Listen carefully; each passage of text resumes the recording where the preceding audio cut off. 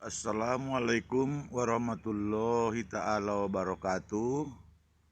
Salam sejahtera bagi kita semua. Shalom, Om Swastiastu, salam kebajikan, Namo Buddhaya, Matur Nun, Horas. Apa kabar saudara-saudara? Saya selalu berdoa agar kiranya Anda dan saya ada dalam keadaan sehat walafiat, berlimpah rezeki, dan diberi umur yang panjang oleh Tuhan yang Maha Kuasa, Allah Subhanahu wa Ta'ala. Amin ya Rabbil Alamin. Dan yang paling penting pada saat ini, kiranya kita semua penduduk negeri ini terhindar dari bahaya atau paparan virus corona atau COVID-19 yang sedang mewabah atau pandemi di seluruh muka bumi ini. Dan apalagi di tempat tinggal saya di Jogja, erupsi Merapi 2 hari yang lalu membuat masyarakat dan warga yang tinggal di lereng gunung Merapi ini menjadi double ancaman. Di satu sisi memikirkan corona, di lain sisi juga memikirkan ancaman Merapi. Moga-mogalah semua berjalan tanpa ada hambatan dan tidak terjadi hal-hal yang tidak kita inginkan. Amin ya Rabbal Alamin. Marilah senantiasa kita tempuh hidup itu dengan penuh senyum dan penuh tertawa, karena channel Jasitong saya bangun adalah dengan moto atau bertujuan atau semboyan. Mari kita tempuh hidup itu dengan banyak tertawa dan banyak tersenyum. Saudara-saudara pemirsa dimanapun Anda berada, kali ini video saya masih berhubungan dengan politik atau sengaja mengambil tema politik, karena menurut saya pembicaraan politik hampir tenggelam oleh karena trending topik soal corona ini. Jadi di mana-mana orang membicarakan corona, akhirnya masalah-masalah politik yang biasanya ramai diperbincangkan di banyak grup atau di berbagai kesempatan, nampaknya akhir-akhir ini agak lengang sedikit. Baiklah, untuk menghangatkan suasana, saya ingin sedikit berbicara politik. Saudara-saudara, kali ini saya akan kupas atau lirik sedikit masalah nama-nama siapakah nama-nama yang potensial menjadi capres di pemilu tahun 2024. Saudara-saudara, lalu siapakah kira-kira calon-calon presiden yang potensial di Pilpres tahun 2024? Walaupun rasa-rasanya masih terlalu dini untuk membicarakan hal ini, karena waktu masih lama, sekitar lebih kurang 4 tahun lagi, tapi saya ingin mencuri start untuk memulai wacana ini. Agar nanti jika waktunya tiba, minimal Anda semua sudah punya referensi dari Jasitong Channel atau dari saya. Maksud lain mengapa saya mulai agar nanti kita pada saat waktunya mepet baru kita heboh mencari figur capres maupun cawapres. Jadi mending kita mulai sekarang, di samping pembicaraan virus corona yang lagi trending saat-saat ini di mana-mana, ada baiknya kita selingi sekali-sekali bicara politik. Kan tidak salah juga, bukan? Baiklah saudara-saudara, saya akan memulai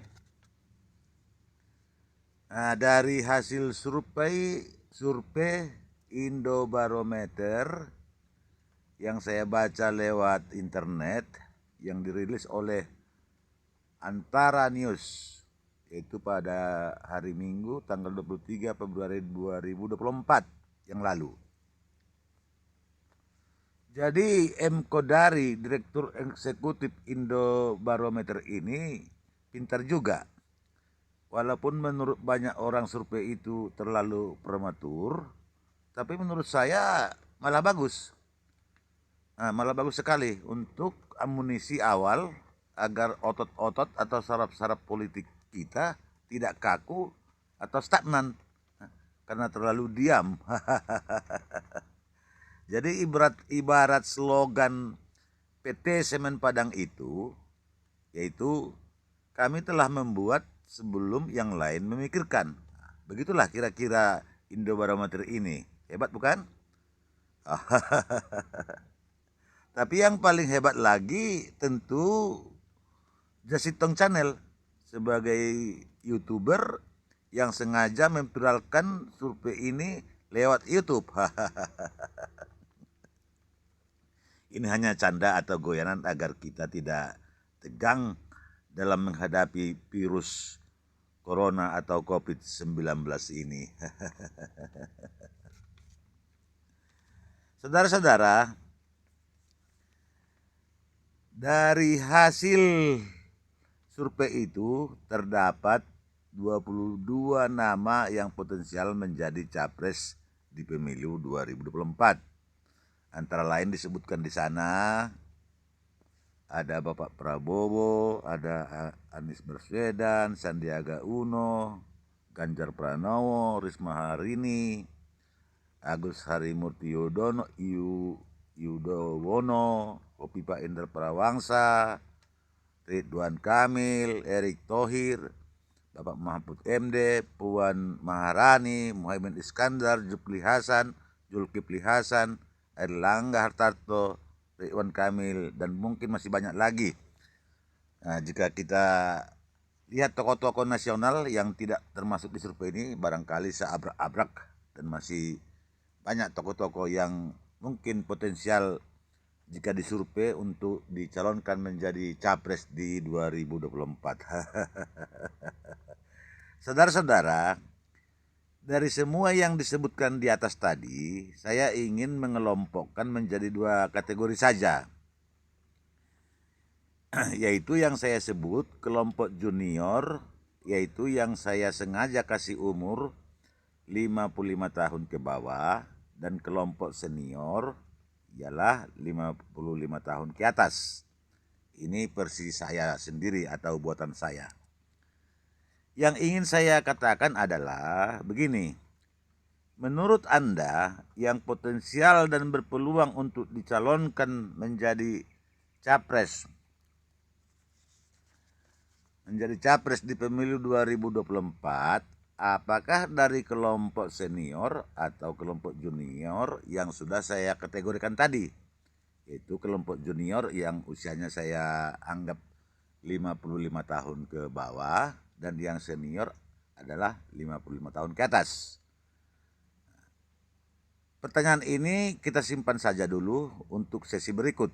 Saya hanya ingin memberi sinyal bahwa dari sekian nama yang disebut-sebut itu, dan mungkin masih banyak tokoh-tokoh lain yang belum disurvei, menurut saya sah-sah saja dan pantas menjadi capres di pemilu tahun 2024. Tapi jika pertanyaannya, apakah yang lebih pantas dari kelompok junior atau dari kelompok senior? Menurut ramalan banyak orang di pemilu 2024, kelihatannya sosok yang tampil sebagai pemenang, atau katakanlah yang yang berhasil nanti keluar sebagai pemenang di pemilu, mereka mengatakan masih dari kelompok senior. Hal ini boleh percaya boleh tidak, namanya juga ramalan, tidak ada referensi ilmiahnya, tapi lebih kepada mata batin si peramal itu sendiri. Dan saya kira itu sah-sah saja, dan perlu diketahui ramalan pun ada juga yang benar dan tepat, ya kan? Saudara-saudara, jika di video saya terdahulu sudah ku upload sebuah video dengan judul mengintip kampusnya tokoh yang digadang-gadang menjadi capres. Yaitu saya sedang mengintip kampusnya Pak Mahfud MD, yaitu Universitas Islam Indonesia, Jalan Kaliurang KM 14,5 Yogyakarta. Kebetulan nama Pak Mahfud pun dalam survei ini tadi salah satu yang disebut-sebut. Jadi judul video saya yang terdahulu yaitu mengintip kampusnya tokoh yang digadang-gadang menjadi capres di tahun 2024, maka judul video kali ini pun mungkin akan saya beri nama atau judul mengintip nama-nama capres yang potensial dicalonkan di pemilu 2024. Yang saya bagi menjadi dua kategori tadi, yaitu kelompok junior dan kelompok senior. Jadi dua kelompok ini akan head to head di pemilu 2024 itu. Nah, ini juga termasuk menurut ramalan saya juga ini. Soal nanti benar apa tidak, ya saya kira masih ada waktu 4 tahun lagi. Tapi saya berpikir di pemilu kali ini atau tahun 2024 nanti akan tampil sekelompok orang-orang muda dan sekelompok orang-orang tua atau yang senior untuk memperebutkan tiket untuk menjadi capres. Dan tentunya semua akan berusaha untuk menjadi pemenang, kan begitu. Lalu siapakah yang bakal tampil sebagai pemenang di antara dua kelompok ini? Silakan Anda jawab lewat kolom komentar di bawah video ini. Tidak usah kita bahas sekarang, tapi silakan Anda semua berpendapat, bisa berkomentar di video saya ini di bawahnya kolom komentar itu. Dan Anda yang tertarik dengan video ini silakan tekan subscribe, like, and share video ini kepada orang-orang, kepada siapa saja, agar pembicaraan politik menjadi hangat dan tidak tidak tergilas atau tidak menghilang karena maraknya pembicaraan masalah corona atau virus corona COVID-19 ini. Jadi saya sangat mengikuti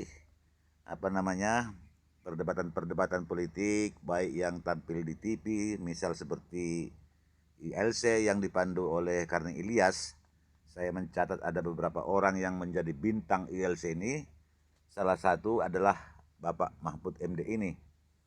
Karena saya kaget ketika saya buka-buka di YouTube, ternyata